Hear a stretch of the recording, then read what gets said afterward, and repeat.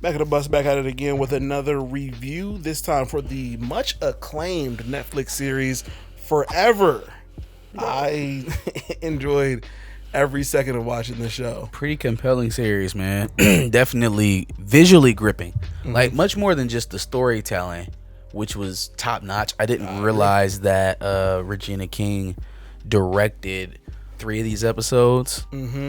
But Regina King directed, and the creator of Girlfriends is behind it. Got you. Yeah. And it's also what a Judy Blume book. Yep. It's based on. So Yep. I didn't expect it to be so visually pleasing. Like, man, it looks great. I don't think I've ever seen black people look better in a project. Right, Like all of them. They just pop off the screen. Facts. The browns are so brown, right? Not dark. I think a lot of times, a lot of brown skinned people get in front of some of these lenses and they end up looking a lot darker than what they actually are, just because of how they're being shot or the tone that they're using, the color grade. This was a beautiful color grade for every melanated person in this, and everybody. Not even just the black people, like everybody looked good in this show. Yeah, the color grading and all that. Plus, it's hard to account for lighting in every scene. Like sometimes it's dark, sometimes they're in Martha's Vineyard, sometimes like it always looked good. Great everywhere. Looked great everywhere. Yeah, for sure. And it was pronounced. Like it was like, okay, this is blackness. Yep.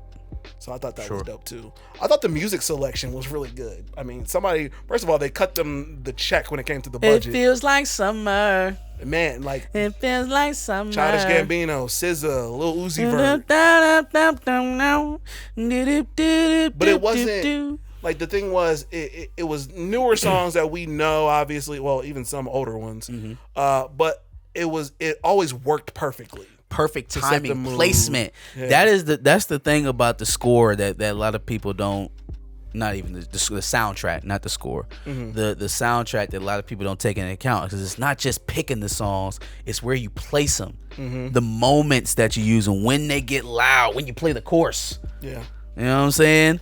There were scenes. I don't remember the specific scene, but there was a part in the series where the song lined up with the actions that were happening on there. Yep. Right.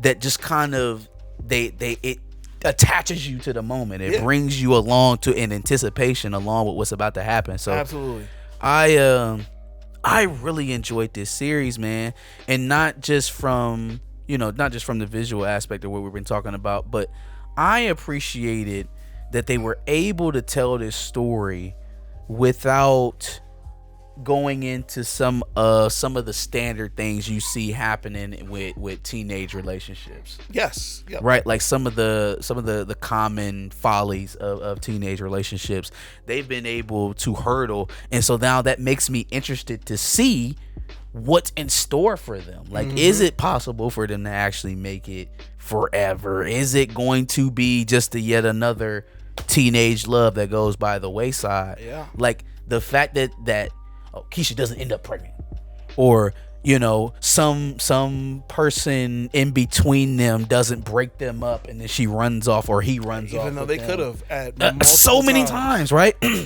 I thought that Christian might end up being that person for them, and he didn't. I think they did a really good job of, and we see this all the time, they are teenagers, so things get really wishy-washy easily. Very, especially in the beginning. In the beginning, it felt like a teen show. Towards the back half of that season, I felt like I was watching Insecure. But I was gonna say, I think they handled it. Did feel wishy-washy, but it didn't feel cheesy. It wasn't like, it wasn't bad. It was like, this is teenagers. This is accurately teenagers. One thing I will give Forever over most shows that target this age demographic, the dialogue was 100% accurate by everyone who spoke. Yep. From the white people to the black parents to the white parents to the young kids. None of it sounded forced. It didn't sound like an old person was writing for young people. Yep. Like, which is sometimes that even pops up in shows that I like Bel Air. Sometimes I feel like the dialogue can get a little bit cheesy, or it sounds like a person who went and Googled Gen X terms or Gen Z terms. Yeah, like we usually make jokes about those things in these reviews, and I like it was on point. It felt like they were just having conversations at some point, man. Like everything about this show was very good, and everything. So from a standpoint of teenagers, felt accurate. Everything about blackness felt accurate. The black family, hell, all of it. First night Justin go out to the party, mom on his ass. No, you can't go. School, but the police out. You ain't going. If you can't tell me where it's at, you can't go. Blah blah blah blah blah blah. Listen, if the police pull you over, this is what you say. Don't do no drugs. Don't drink no alcohol. If I text you, text me back. Don't you bring no white girls back. The black mom being so happy that he was interested in the black girls, real. Yeah, real. Oh yeah, for sure. Real. The Martha's Vineyard scenes of the extended black family coming together was real. But you know what I liked about that though, is that it's nuanced. There was levels to his mother. Yeah, she absolutely wants you to be with a black woman. They go vacation in the blackest spot of Martha's Vineyard every year with their family. All of them seem like they went to HBCUs, but yet she still has this tie to the dominant society sort of signifiers that were part of her life that she wants to give to her son. As black as she is, as you know, pro-black, I would even say, as she is, she still finds room for the parts in her that may not necessarily be black, but she feels like are important or intrinsic to her son hitting his top level as well. And I think her brother challenges her on that when they go visit in Martha's Vineyard. They like, man, you still got that thing on you. Like you still got those white colored glasses that makes you think everything that is white is right. Right? And she sees it as her doing something right for her son, but at the same time, she might have been moving Justin right out of his damn blessing in so many different ways. Not only is he not clearly better at being a producer than he was at basketball or as just a general student in academia at all, but from what I'm ascertaining, right, and I could be projecting pretty far off here, if Justin either would have stayed with Keisha or went to Howard with her, it would have expedited the process of them needing to have separation, which probably would have broke them up. Yep. I think if his mom had her way, he goes to Northwestern, they go about their plan, their relationship goes the way of most high school relationships. The distance is too much. They meet other people, they become different people while they're away, and they drift apart. The fact that Justin is now home and taking her advice, doing well, taking her advice, but he's home. Whenever Keisha come home, guess who's gonna be there? She ain't gonna live at Howard the whole time, right? But whenever she come home for holidays, whenever she's homesick, whenever she's back to see her family, whenever she has a family function, guess who's there? So it's like this is probably the only way it was gonna work. I'm still frustrated by how it ended. Right, I'm still a little bit hung up on Justin. I was mad at Keisha in the beginning of the series, then I was mad at Justin at the end. Right. But I feel like this was the only way that they could have progressed forward, is mutually giving themselves that space to do what they need to do so that they could reconvene. If they fell out trying to hold on to the relationship, it lessens the likelihood that it actually lasts. Coming from where they're starting at, like they are going to become so much of a different person along their trek through their school journey, and when they start their careers, obviously they're going to change. And so to catch a person this early, expecting them always to be this, is never good math. Yeah. Plus, I think they actually broke things off truly amicably, in the sense that obviously Justin was the one that brings up the reason that they should break up and all that stuff.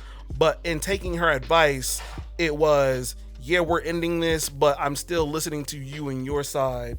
So at this point in time, there's no real bad feelings between either one of us. See, my only thing with Justin and his rationale at the end is I think he let Keisha's dad get in his head. Well, I didn't Keisha's feel like dad he was doing the most. He was doing the most. But I didn't feel like he was acting all lost until Homeboy says, until he come over here with his sad ass story. Yeah, you know, I couldn't play baseball and I had to make it in the minors around the world. Hey man, I don't need all of that. Right. Okay? I don't need that right now. And honestly, as an older individual now, maybe that's something that was done to us that we can stop doing to the next generation. Like when we pass down wisdom, it doesn't necessarily have to come through the worst pitfalls that we like. Give the wisdom, but it doesn't have to be you can't do this because I couldn't do it. You're going to be this way because those are the hardships that I encounter. Yeah, I mean, let it be more of a hey, watch out for this. Yeah. On your way up, make sure you look out, prepare for this, do it this way as to avoid this pitfall. Don't tell them that it's not gonna work out, they not gonna have what they want because you didn't get it or because it didn't work out for you. The idea should be to make it better, to help them get over that hurdle. Yeah, not just tell them that they can't do it. Yeah. You know? Yeah, for sure. I think, on top of the conversation that we're having about, like, just blackness in general, I think to speak to, the father and Keisha's family even more so, I think they did a really good job of showing us the scope of blackness from all different sides. Like, none of us were a monolith. Like, we weren't all one thing. I was very nervous about Keisha's father because we had made it through like 5 episodes and they didn't mention that man. Yeah. So I was very nervous about how they were going to handle that. And they gave into that trope very easily. But man, the way they do-si-doed right out of that, like he has a reason that he's not really around. He's not a deadbeat, but he's absent, but he's not a deadbeat. And it's enough to cause the financial struggles that the mom is having. Without it necessarily being he's not doing anything. Yeah, type thing. And the grandfather is there. Yep. So she has a strong male figure. I think they did a really good job of showing us black people from all angles. Man, Justin's parents, bro, that is like, it's not important to creators to show those dynamics nowadays. They much rather give into the shit that's on social media and show people arguing over frivolous shit and going through divorces, and it was refreshing. It was refreshing to see, man, that like, as a dad, Wood Harris is something to aspire to. He's the calm in the storm. I was gonna say he's calm, but he didn't give up being the director of everything. Like, obviously the mom was overbearing at times, but he would come in and be like, nah, he's gonna drive the car to go see Keisha. Nah, he gonna go do this. No, for sure. Like me as a parent, I'm much closer to the mom than I am Wood Harris. That's why I say he's something to aspire to, because I'm a little bit more of a helicopter than what Wood Harris would like to say he is. But in this series, it felt like he was also giving the game a lot. Like he also had the opportunity, because of how he made his relationship with his son.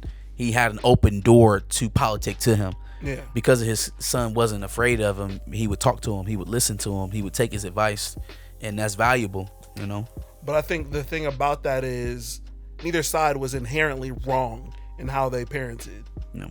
Which is dope. Like, either one could have been like, yeah, she was pretty overbearing at times, but like, that she's doing this to give the best to her son. And at the same time, his calm is a perfect balance to that, and it allows them to be perfect parents for the both of them, for the two of their kids. So I thought it was dope. I thought that was dope. Yeah, man, the storytelling was just perfect. I didn't see any overbearing tropes at all, really.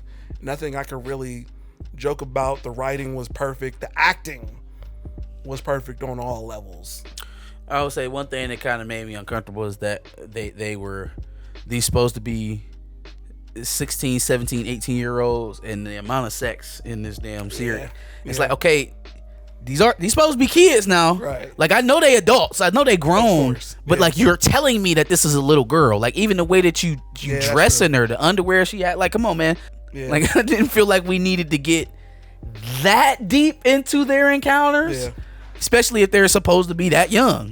But that's fair. That would probably be my only. Being that you know critique. They're adults, I guess it's a little different. I had to remind myself no, these is grown folks. But yeah, I mean, they are playing children though. That's what made it weird for me. Like, okay.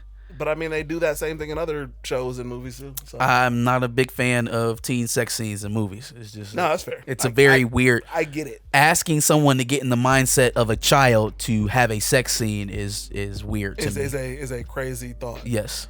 One other thing completely separate is how blackness interacted with whiteness.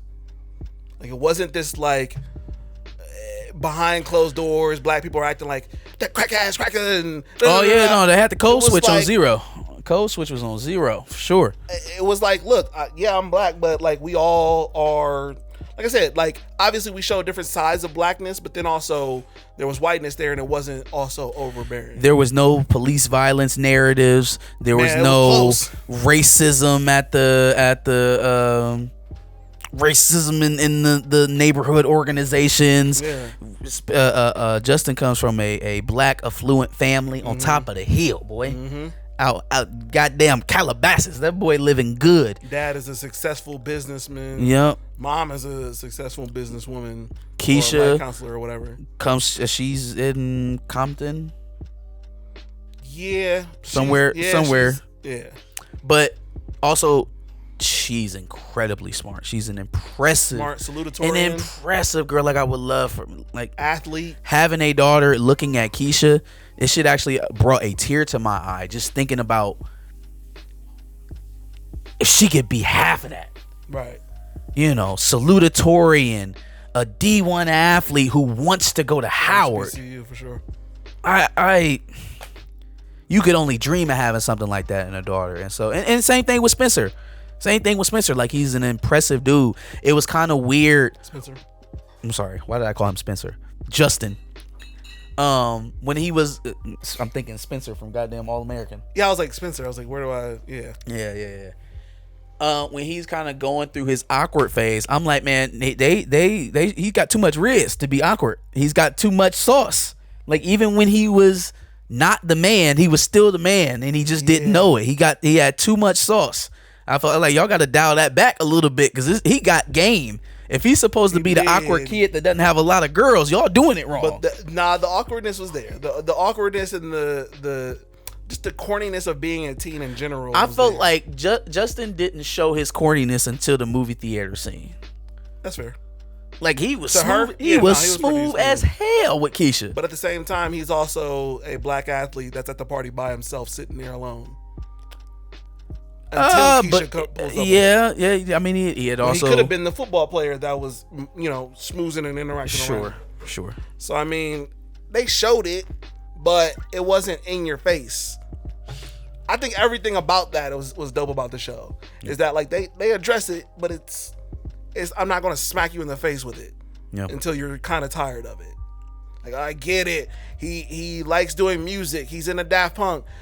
They show you he's into Naruto, but it wasn't like, oh, he's this weird anime kid. It was a perfectly normal kid for the most part. I felt like so. Yeah, I definitely thought this was a dope story. I wouldn't have been mad if there wasn't a season 2, but I also want to know what happens. No, I'd have been mad. I like the idea of being if it would have ended just like how they ended it with her walking off.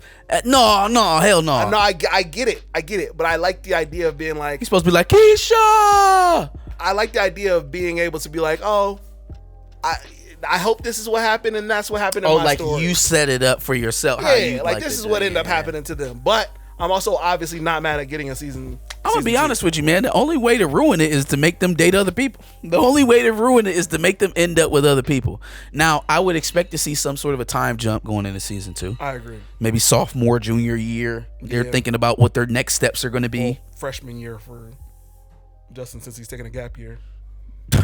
I don't think Justin's ever. I think that gap year is going to turn to a gap. Yeah. I think that boy about to blow up like Metro. Yeah. But that would be the worst thing to happen, honestly, is if we play the Daniel games the Daniel, what's the bipolar dude from Insecure, the light skinned dude? His name, but I know you're talking about. Yeah, if we start playing them games, then maybe we can stretch it out for another 2 or 3 seasons. But I wouldn't want them to do that. I feel like the main draw for this show is the dynamic between Justin and Keisha. Yeah.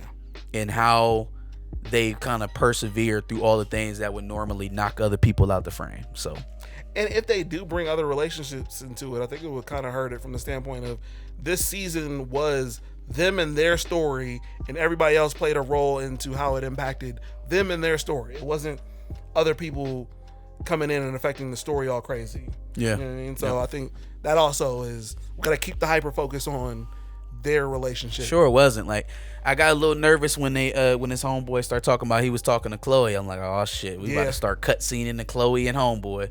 Right. Also, I like how they worked through that. Right, like initially when the video was a thing, homeboy had a certain attitude about it with go ahead and do your thing, but she ain't, probably what you would tell your homeboy if you had seen somebody doing that on a camera, right? Like, hey man, don't take that serious. Do what you want to do, but don't let her get you too down, bro. Like, it is what it is.